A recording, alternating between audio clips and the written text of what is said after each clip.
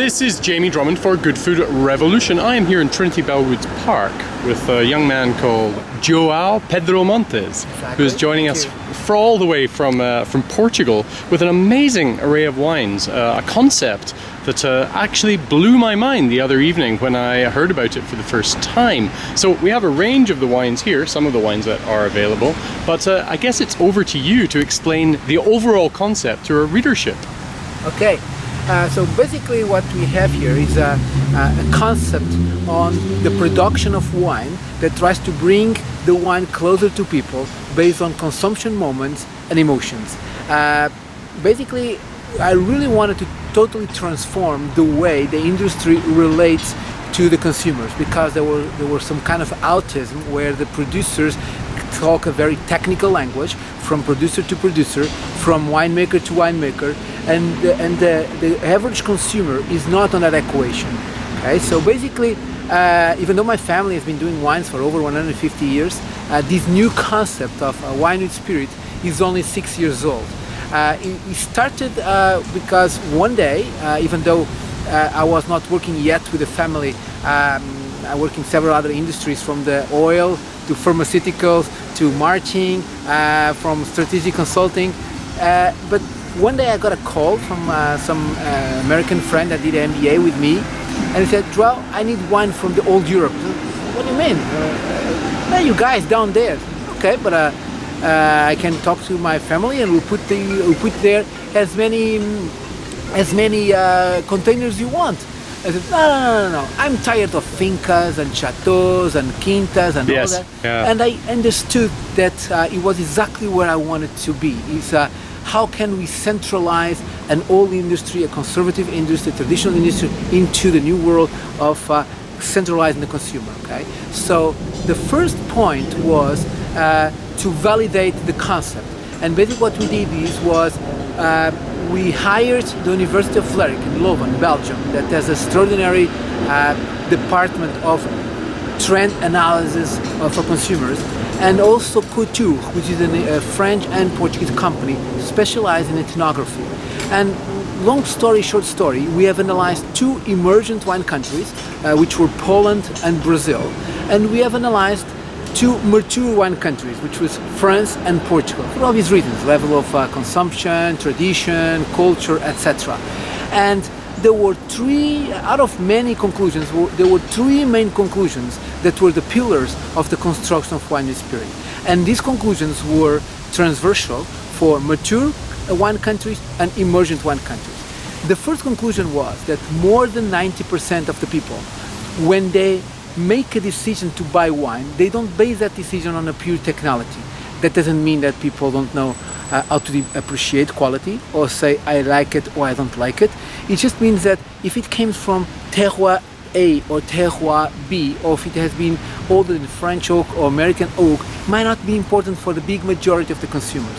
The second biggest conclusion was that different parts of the world have different needs regarding the blend itself. If we go to Poland or Russia, as an example, Poland is one of our biggest markets, the need for a less dry blend and a little bit more alcoholic is important, because they are used to vodkas, they are used to sugar transformation, so they don't like things as dry as we like in the south of Europe. If you go to Latin America, the need for a very simple blend is important. If you go to Asia, the color itself can be important. The color, not only if it's red, white or rosé, is the color of the red, the color of the white, the color of the blend.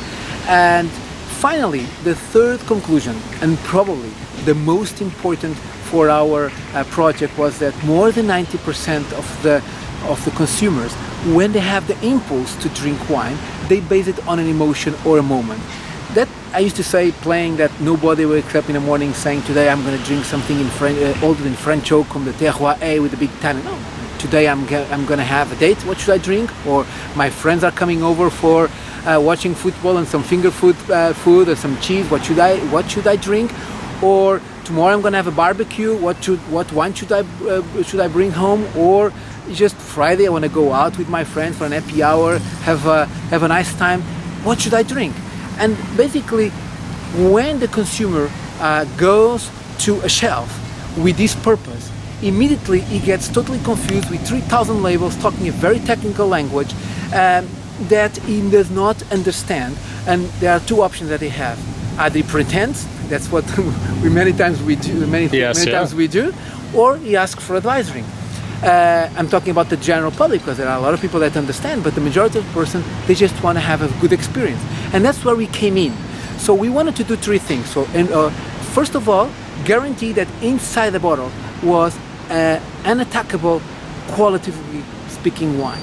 Basically, our wines have been awarded around the world by the Cantor International Challenge, Sonoma, Sakura. They have been criticized by wine enthusiasts, Spectator, with points between 88 and 93 points. So very good critics, by the best sommeliers, by the best critics and the best contests. But our focus was in making sure that when you're going to have a certain moment, that you have the right wine and that experience is great.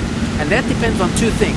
Number one, the way we produce. And here is the reason why we were considered the most innovative wine company in the world, in Germany, by the Wine Innovation Business Forum, because we reverted the production model. So instead of just having the production coming from the vineyards all the way to the market, we went from the market to the vineyards. Yeah, which is a bizarre concept for some people to wrap their head around, but it really is quite fascinating. And how do you apply that? Okay, so basically the way we have applied that is using the ethnography. So basically the first thing we do is to identify consumption moments that are regularly and many times happens in our lives, okay? And once we identify those consumption moments, we then go and try and start working the blends that best adapt to those moments. Right, and I will explain a little bit in more detail. And then what we do, we have a validation process. Let's give an example. We know that many times we are just at home having some finger food, some cheese, some pâté, some bread. Okay, so we know that these are very repetitive consumption moments for consumers. Okay, so we have created a wine called Bread and Cheese, as simple as that. But what is very important is to understand that this wine, we have used a certain grapes, in this case on the white ones for not so strong cheese, Fernão Pires, Arinto and Vinhozinho. And basically then we talk to you about the whole concept of having friends and cheese and table with you, okay? So what is important here is that, first of all, our winemaker, Mr. Pedro Sereno, he starts blending in a way that this experience of having cheese and wine will be a perfect moment, okay? So then we have to validate. And how do we validate? We validate because for every blend we do, we usually have an average of 1,500 to 2,000 opinions. Basically, is before we launch that blend, in different cities, we use on-traders for a period to proportionate the experience of people, in this case, having a cheese and a wine, and then, without knowing who I am, without knowing my company, without knowing my winemaker, they will give an honest opinion. Right. Okay? So we don't say the normal things that the normal consumer says, like, oh, it's too acid, oh, it's too sweet, oh, it's like I just bite a green banana. So they talk normal language. We get those opinions, we give them to Pedro and his team, and we convert those notes into technical notes, and then we continue to adapt the wine until the moment that the majority of the people will have a good experience once doing that, okay? So it's sort of, instead of a focus group, you've sort of crowdsourcing the winemaking design. Yes. Exactly. It's a crowdsourcing production model, I would say. So now that you understand this process for the bread and cheese, I think it's easy to understand that the bread and cheese for this one on the red side, we use it for cooked cheese or stronger cheese like Roquefort and stuff like that, where you need a stronger wine. Or if you're gonna have a steak, or if you're just gonna do a barbecue, then we have used meat and meat, where you have, in this case, Aragonés, Trincadeira and Castelão, so very strong grapes. And this is something that is great from Portugal, which is we have over 300 grapes or 300 castes available to blend, and that richness of terroir allows us to continuously look for the best formula for what we're going to proportionate to you, okay? So the same thing we have done with, as an example, Seafood and Company, which is a Portuguese vinho verde, we have used Loureiro, Trajadura and Narinto. Vinho Verde is a very special wine made in a very special zone in the very north of Portugal, and it gives you kind of sensation of natural sparkling, very fresh, and some acidity that is very good when you're just having some shrimp, some shellfish in general, fish, etc. This wine we have launched it in Japan, was a big success because, as we know, 90% of their diet is based on Yes, fish. yeah. And then we start expanding to US, to all Europe, to Africa, Azerbaijan, Kazakhstan, and Wow. some other countries. Okay, so basically this is, as I said, the Food and Friends collection. So we also have another line. The other line is what we call the emotional wine, where we have wines such as Bastardo or Dine With Me Tonight. And basically, Bastardo is our #1 seller around the world, Right. From Japan to US. It's a wine that I really like. But there are several things associated with this wine. And #1 is really representative of the disruptiveness of how disruptive our concept is, our company is. And since we consider ourselves a bastard son of the industry, of the wine industry, nothing better than having a wine that represents your values. But in terms of wine, we're talking about the wine that we did with Touriga Nacional, Syrah, and Aragonês. It is a wine that has been developed or created for happy hours. A wine that you can be with your friends in a bar, just having 2, 3, or 4 glasses without being worried of being too heavy. And basically, it doesn't scream too much for food, but if you have some finger food, it's okay. But typically, many times we just go out and we want to have a good wine. And sometimes I say that many times we destroy wines, not because the wine is not good, but because we take it out of the consumption moment.